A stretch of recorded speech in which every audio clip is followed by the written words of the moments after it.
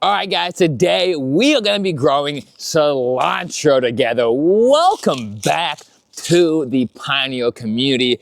If you are new here, this community is all about growing real communities in real life with the Pineal trade stations. Like always, I'll put them up on the screen somewhere about now. The little farm stands you can trade with your neighbors. We're in 15 states. It's a nationwide movement. You can become a host. It's super fun. And it's also about growing food. It's about just reconnecting back to nature, letting nature make us healthy or help us get healthy. It's not gonna just make us healthy, I guess. Well, I don't know, going outside in nature really does make me feel pretty good. So I guess it could make you healthy. But anyways, that is what the Pineal community is all about. I'm so happy that you are here joining. We're growing community. We're gonna do some cool stuff in the communities as we keep getting bigger. And yeah, I'm so happy that you are a part of it. Now let's get into growing cilantro. It is a very, very easy thing to grow, but there are a couple of tips that you need to know so you don't mess it up. Number one, I think is one of the most important things is when to grow your plants, right? So many people think they have black thumbs, and it's really just because you're trying to grow something in the wrong season, right? You're fighting nature, and there's no reason to do this because most of the time nature is going to win.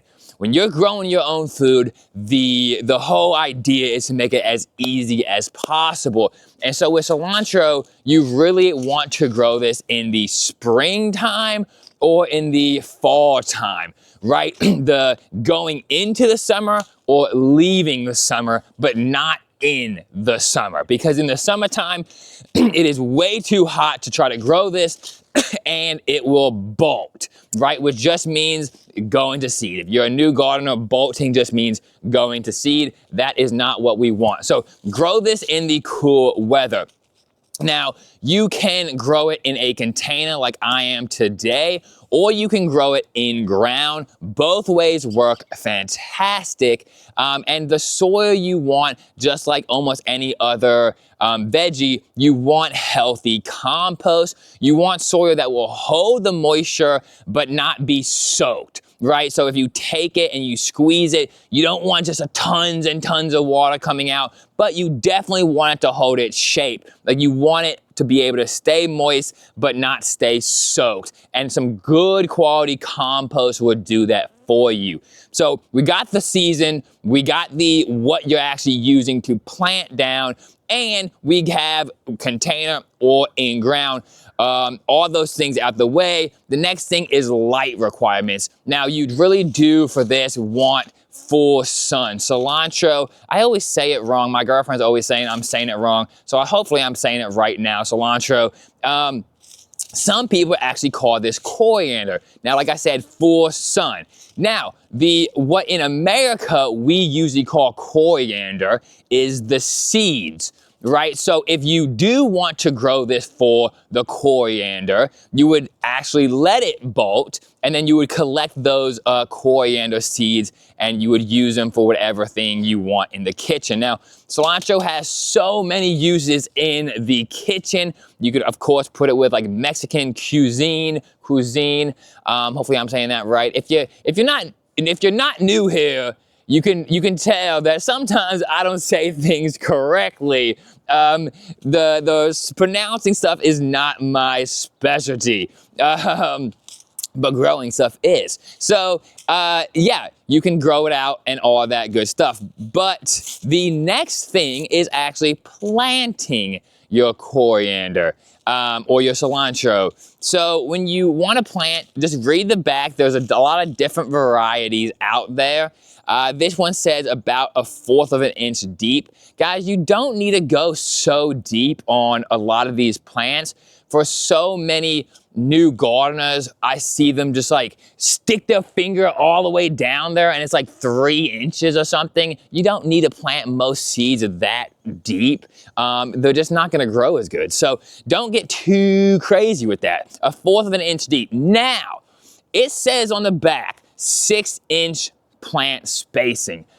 I don't listen to that. a lot of these plant spacings I do not listen to because I'm going to harvest aggressively, right? So I'm gonna come in here and really use what I grow. In my opinion, when it comes to veggies or herbs, the more you harvest, the more the plant is going to produce. I was gonna say the more you harvest, the more you get, but then I was like, well, that's pretty obvious. But the more you harvest, the more the plant's gonna reproduce, because a plant is just producing the fruit to produce the seeds, right? And that is going to, reproduce the plant. That's the whole mission of that plant, is to reproduce. So if you have like tomatoes, and the more you pick, the more the plant knows that it needs to produce so it can then reproduce. I hope that makes sense.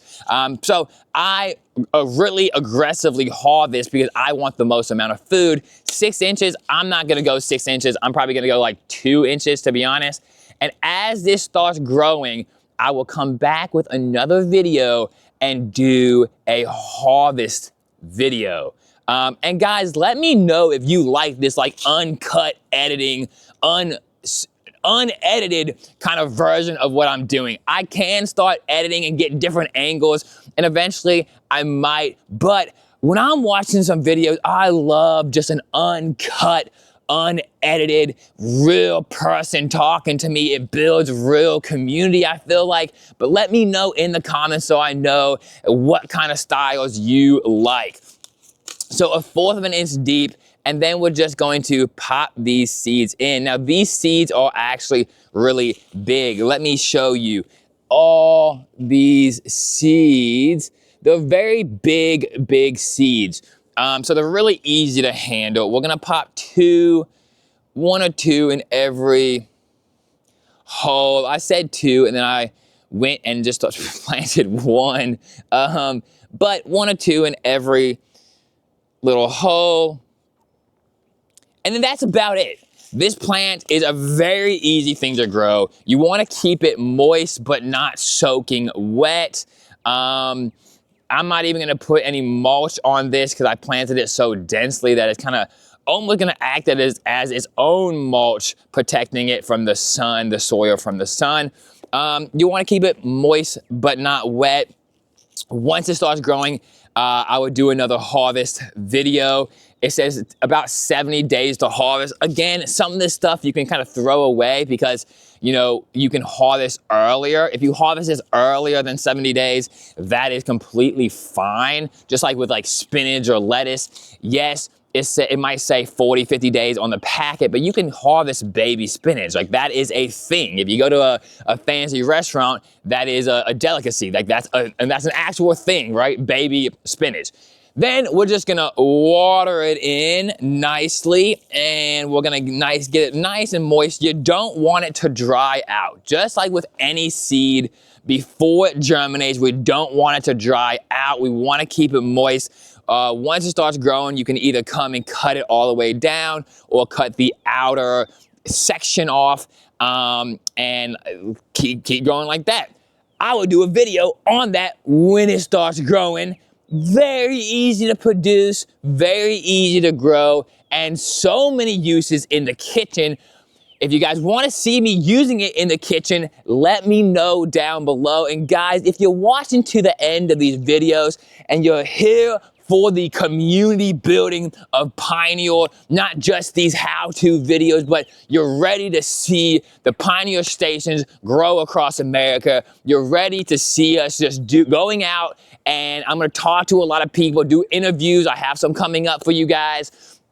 And just building community across America and eventually, hopefully, across the whole planet, because that's what it's all about, connecting people together and getting healthy by growing our own food and using nature. Let me know in the comments. I want to know who you guys are. Until next time, I love you guys. Keep on growing. Peace out.